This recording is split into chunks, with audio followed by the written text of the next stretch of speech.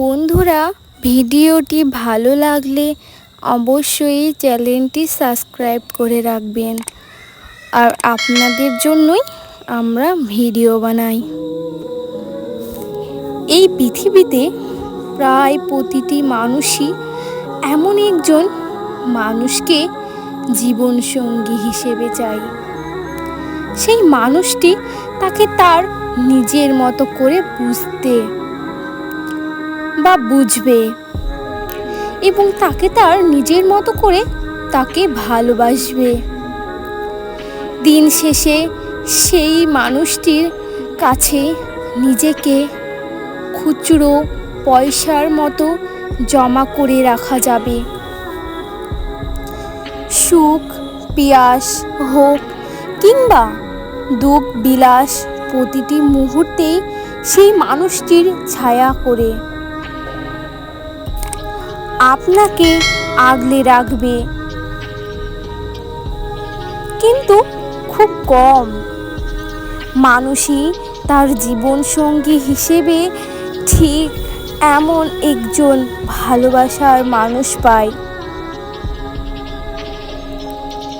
আর যারা এমন একজন ভালোবাসার মানুষ তার জীবনসঙ্গী হিসেবে পায়, সত্যি তারা অনেক ভাগ্যবান হয়ে যায়। আর যারা এমন একজন ভালোবাসার মানুষকে পেয়েও হারিয়ে ফেলে, তারা নিজেরাও বুঝতে পারে না একটি অমূল্য রত্ন নিজেদের ভুলের কারণে তারা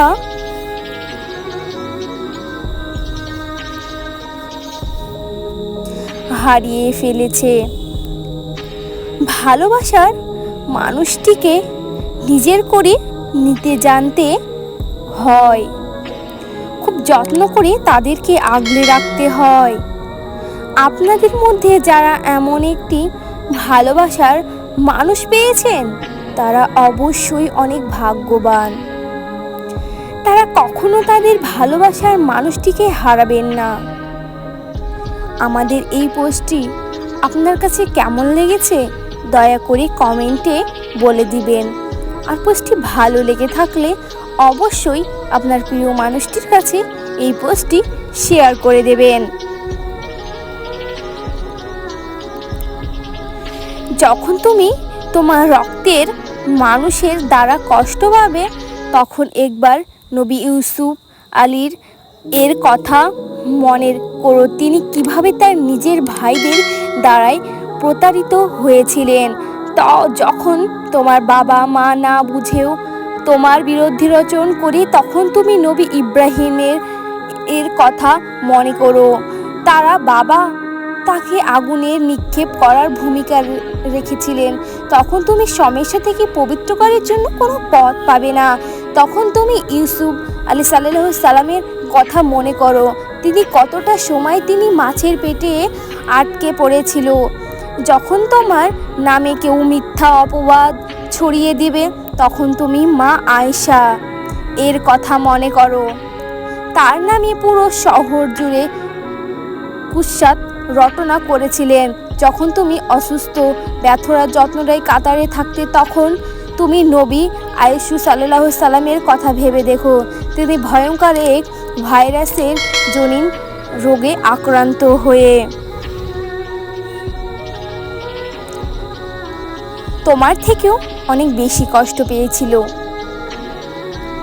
যখন তুমি দিনের কোনো বিধান নিয়ে যুক্তি খুঁজে পাও না, তখন তুমি নবী নূহ আলাইহিস সালামের দেখো এর কথা ভেবে দেখো। তিনি কোনো প্রশ্ন ছাড়াই মরুভূমিতে নৌকা তৈরি করেছিল। যখন তুমি আত্মীয় স্বজন পরিবার বন্ধু বান্ধবের কাছে হাসির পাত্রে পরিণতি হও, তখন তুমি আমাদের শেষ নবী হযরত মুহাম্মদ সাল্লাল্লাহু আলাইহি সাল্লামের কথা ভেবো। দেখো, রাসূলুল্লাহ সাল্লাল্লাহু আলাইহি সাল্লাম বলেছিলেন, সবচেয়ে বড় পরীক্ষা দিয়ে সব থেকে বড় পুরস্কার পাওয়া যায়। যখন আল্লাহ কাউকে ভালোবাসেন, তখন আল্লাহ তাকে পরীক্ষা করে দেখেন এবং এই পরীক্ষাগুলো মেনে নেন। সে আল্লাহ তাআলাই সমষ্টি অর্জন করতে পারে। আর যে এই পরীক্ষাগুলোর বিরুদ্ধে অভিযোগ করে সে আল্লাহ তাআলা ক্রোধে পাত্র হয়ে যায়। হে আল্লাহ, তোমার কথা মনে করার, তোমার প্রতি কৃতজ্ঞ হওয়ার এবং তোমার ইবাদত করার তৌফিক দান আমাদের সবাইকে করো। আমিন। যেভাবে তুমি সমষ্ট হও ঠিক সেভাবেই আমাদের পরিচালিত করো। আমাদের এই পোস্টটি আপনার কেমন লেগেছে দয়া করে কমেন্টে বলে দেবেন। আর পোস্টটি ভালো লেগে থাকলে অবশ্যই আপনার প্রিয় মানুষটির কাছে এই পোস্টটি শেয়ার করে দেবেন। পরবর্তী পোস্ট পেতে আমাদের সাথে থাকুন। ধন্যবাদ। আর বন্ধুরা, আপনাদেরকে অনেক অনেক অনেক ধন্যবাদ আর আপনারা আমাদের ভিডিও দেখেন তার জন্য। আর বন্ধুরা, আপনারা ভালো থাকুন। তাহলে বাই, আবার পরে ভিডিও নিয়ে আবার চলে আসবো। বাই।